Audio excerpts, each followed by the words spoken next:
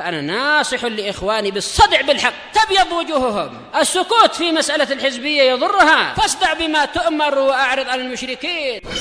سلامي على دماج ورجالها والشيخ يحيى ودار العلم يا سعد بانيها. بسم الله الرحمن الرحيم. الحمد لله wassalatu wassalamu ala rasulillah wa ba'd. Kita akan lanjutkan bacaan kita barakallahu fikum dari kitab At-Tibyan fi adabi hamalatil Quran karya Al-Imam An-Nawawi rahimahullahu ta'ala, di mana barakallahu fikum kita telah menyelesaikan bab yang ketiga. Faman ahabba an yaqra'a falyatafaddal.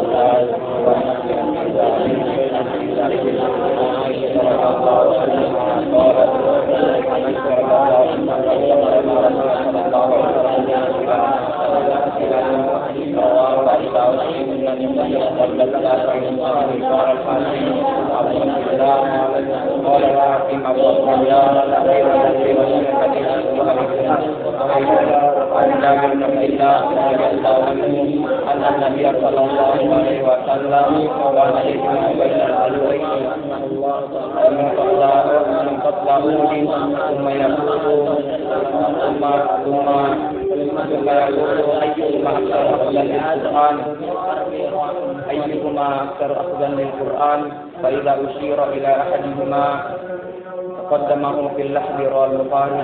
وعن أبي هريرة رضي الله عنه أن النبي عن رسول الله صلى الله عليه وسلم أن الله عز وجل قال من هذا لوليا فقد آذنته بالحرب رواه البخاري. وثبت في الصحيحين عنه صلى الله عليه وسلم أنه قال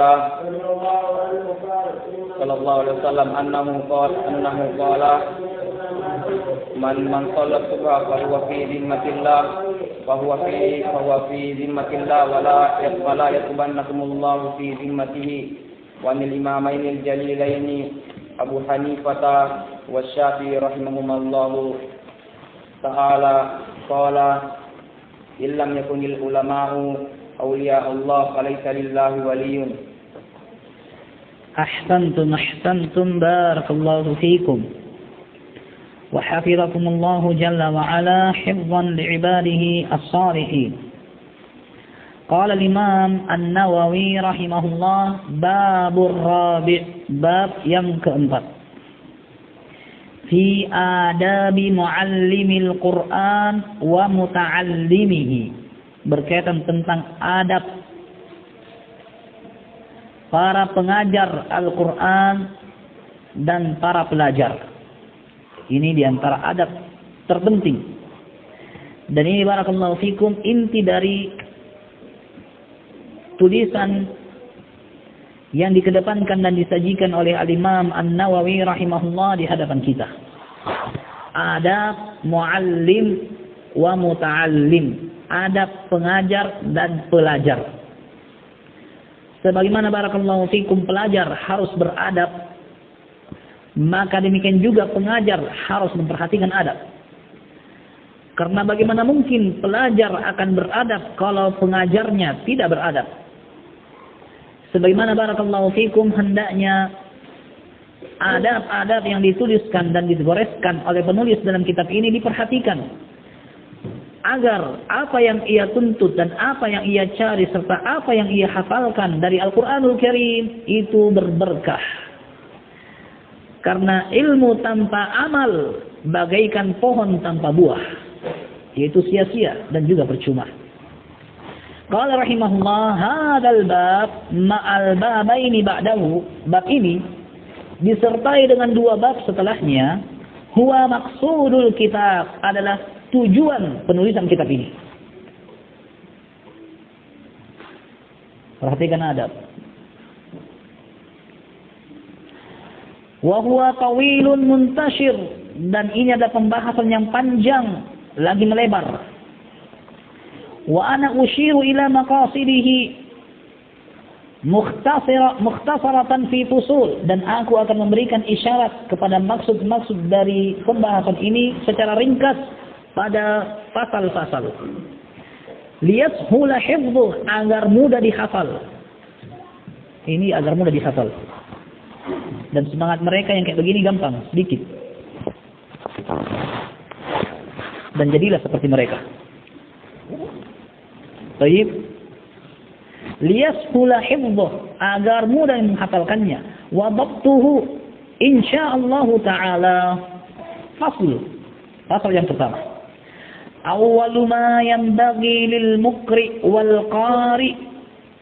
Yang pertama-tama sepantasnya bagi orang yang dibacakan, didiktekan Al-Quran, dan yang membacakan, yang mendikte, ayyaqasida bidzalika ridallaha ta'ala, yang ia maksudkan dalam didikte dan mendikte adalah keridhaan Allah Ta'ala. Bukan barakallahu fikum agar dia disanjung, dipuji. Penghafal Al-Quran, sekian juz mina hafal. Tidak. Atau agar dia disanjung, dipuji, diacungkan jempol kepadanya, cepat sekali menghafal. Jangan. Atau barakallahu fikum tujuannya agar cepat dikasih menikah. Makanya kalau sudah hafal Al-Quran, laku. Mau laki mau perempuan. Iya. Jangan jadikan tujuannya itu. Tapi jadikan maksud tujuan utama dalam menghafalkan Al-Quran, membaca Al-Quran adalah keridhaan Allah Ta'ala. Adapun kalau mendapatkan apa-apa yang disebutkan tadi, kebaikan di atas kebaikan. Nah, atau barakallahu fikum maksudnya supaya menjadi imam yang tenar, suaranya bagus. Jangan. Itu semua bisa membatalkan dan membuat sia-sia apa yang kamu hafalkan selama ini. Qala Allah Ta'ala berkata, wa ma umiru illa liya'budullaha mukhlishina lahud-din hunafa. Mereka tidaklah diperintahkan kecuali untuk beribadah kepada Allah. Semua yang Allah datangkan dalam Al-Quran dan sunnah Nabiil Amin, semua perintah itu kecuali hanya untuk tujuan beribadah kepada Allah. Mukhlishina lahud-din, agar mereka memurnikan hanya untuk Allah ibadah itu. Ad-din dalam ayat ini bermakna ibadah. Di mana barakallahu fikum ad-din dalam syariat mengandung banyak makna. Di antaranya balasan, di antaranya agama, yaitu metode pelaksanaan ibadah, dan di antara maknanya adalah ibadah. Lakum dinukum waliyadin. Untuk aku ibadahku, untuk kalian ibadah kalian. Din barakallahu fikum bermakna ibadah. Nah, mukhlishina lahuddin, hanya murni, hanya untuk Allah ibadah itu. Hunafa ay ma'ilun ilallah, cenderung kepada Allah. Mu'ridun 'anil syirk, menjauh dari kesyirikan.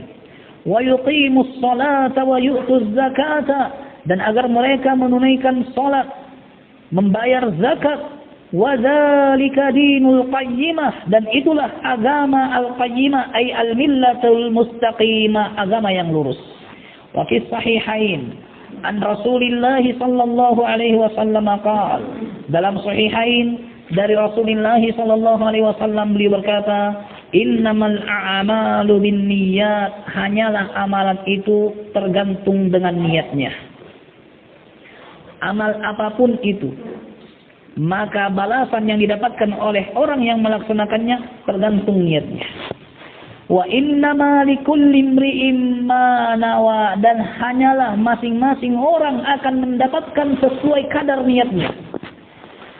Lanjutan hadis, faman kanat hijratuhu lillahi wa rasulihi fa hijratuhu ila Allahi wa rasulih. Siapa yang hijrahnya, Nabi menyebutkan hijrah dikarenakan hijrah di antara amalan yang besar. Bukan berarti niat itu hanya dikhususkan pada hijrah, tidak. Tapi tatkala hijrah adalah amalan besar, jarang orang melakukan. Meninggalkan kampung halaman, meninggalkan tempat kelahiran, meninggalkan harta kekayaan, tentu pikir panjang dan memiliki persiapan yang jauh. Namun apabila seseorang telah memutuskan dan membulatkan tekadnya untuk melakukan hijrah, maka dia mengerti bahwa ini adalah amalan yang besar. Maka Nabi jadikan ini sebagai contoh. Faman kanat hijratuhu ila Allah wa rasulih.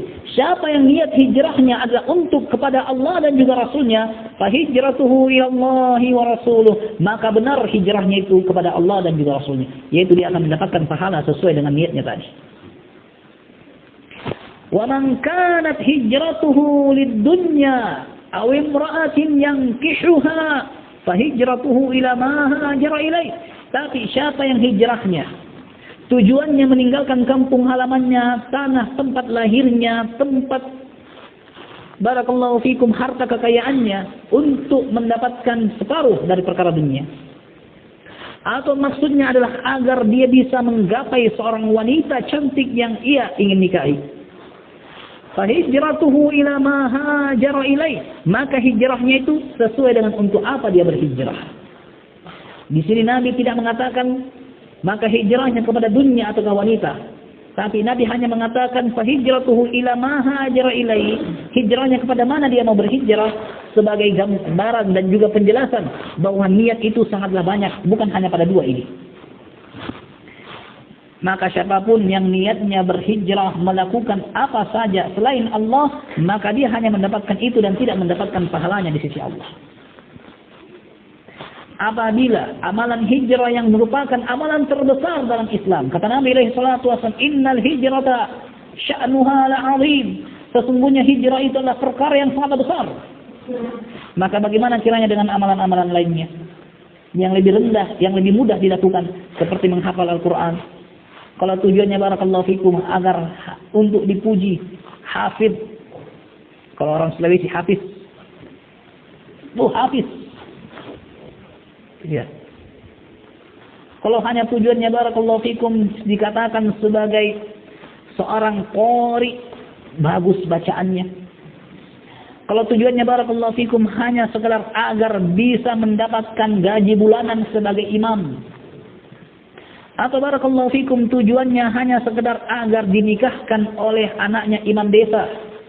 Makanya imam desa itu tidak mau kasih kawin anaknya sembarangan. Menghafal Quran sih. Gadis desa. Bunga desa. Itu bunga desa. Jadi jangan kau coba-coba maju-maju. Kecuali kau hafal Al-Quran. Kenapa? Bapaknya hafal Quran juga. Kalau mau kau maju melamar, hafal dulu Al-Quran. Tujuannya hafal Al-Quran itu apa? Awim ra'atin yang kihuha. Wanita yang ingin dia nikahi. Maka barakallahu fikum sia-sia. Allah Azza wa Jalla mengatakan dalam Al-Quranul Karim, walau asyraku lahabita anhum ma kanu ya'malun. Kalau mereka mempersekutukan Allah, maka niscaya akan berguguran apa-apa yang mereka lakukan. Dan ayat ini dalam konteks penyebutan para nabi yang jumlahnya 18. Tidak percaya hitung dalam surat Al-An'am. 18 nabi di situ disebutkan. Setelah Allah menyebutkan 18 para nabi, Allah mengatakan walau asyraku, sekiranya 18 nabi tadi melakukan kesyirikan, la habita anhum ma kanu ya'malun, maka niscaya akan sirna berguguran sia-sia apa-apa yang mereka telah perbuat. Kalau mereka saja seperti itu kondisinya, lalu bagaimana kamu? Hanya sekedar seorang santri, hanya sekedar seorang imam, hanya sekedar seorang yang dimuliakan dikarenakan memiliki sedikit kelebihan dibandingkan masyarakat awam yang jauh dari agama. Nah, Anda dimuliakan, Anda dibesarkan oleh sebagian masyarakat karena mereka jauh dari agama, dan alhamdulillah mereka masih menyadari kekurangan mereka. Tapi apa bandingan Anda dengan Nabi dan Rasul-Rasul yang disebutkan dalam ayat? Tak ada. Walau asyraku la habita anhum ma kanu ya'malun. Kalau sekiranya mereka mempersekutukan Allah, akan sirna sia-sia. Percuma 2-3 tahun, 4 tahun dia nyantri untuk menghafal Al-Quran, tapi tujuannya barakallahu fikum bukan untuk Allah, sia-sia tahun-tahun itu. Percuma hal-hal itu. Oleh karena itu barakallahu fikum yang pantas untuk dihadirkan di hati setiap para santri, sebagaimana para pengajar dan siapa saja yang hadir dalam majelis adalah niatkan itu semua untuk Allah. Karena barakallahu fikum, kapan Anda tidak menghadirkan niat itu dengan baik, maka bisa saja apa yang kamu perbuat sia-sia dan percuma. di hari kamu mengharapkan bisa memberatkan amalan, maka semua itu yang kamu harapkan akan terbang bagaikan debu yang ditiup angin. Wa qadimna ila ma 'amilu min 'amal faj'alnahu haba'an mansura. Dan kami datangkan dari setiap amal perbuatan yang pernah mereka lakukan. Diakui, mereka pernah lakukan. Tapi kata Allah, faja'alnahu, lalu kami jadikan perbuatan amalan-amalan mereka itu haba'an mansura, bagaikan debu yang berterbangan. Di hari mereka mengharap bisa mendapatkan manfaat, tidak akan dapat apa-apa. Siapa kiranya barakallahu fikum yang bisa tarik dan ambil kembali amalannya tadi? Allah katakan bagaikan debu. Siapa yang bisa tangkap debu? Dan ini ungkapan yang menunjukkan bahwa mereka akan putus asa dari amalan mereka itu. Dan mereka tidak bisa mengharapkan sedikit pun manfaat dari amalan yang dahulu mereka tidak perhatikan niat begitu melaksanakannya. Nah, warawaina, baik. Wa hadzal hadits min usulil Islam, dan hadits ini merupakan usulil Islam, dasar Islam. Nah, bahkan Asy-Syafi'i rahimahullah mengatakan hadits ini pantas disebutkan dalam 70 pembahasan agama. Bahkan barakallahu fikum, sebagian ulama mengatakan hadits ini merupakan 1/2 agama. Hadits ini merupakan 1/2 agama. Kenapa? Karena yang menjadi agama seorang itu hanya niat dan juga prakteknya. Maka niat adalah 1/2-nya. Adapun prakteknya, man amila amalan laisa alaihi amruna fahuwa raddun. Siapa yang melaksanakan amalan yang tidak sesuai dengan tuntunan syariat agama kami, maka tertolak. Nah, kita membaca barakallahu fikum satu ayat dan juga satu hadis, dan ini yang insyaallah taala hafalkan. Tafadhalu hafizakumullah.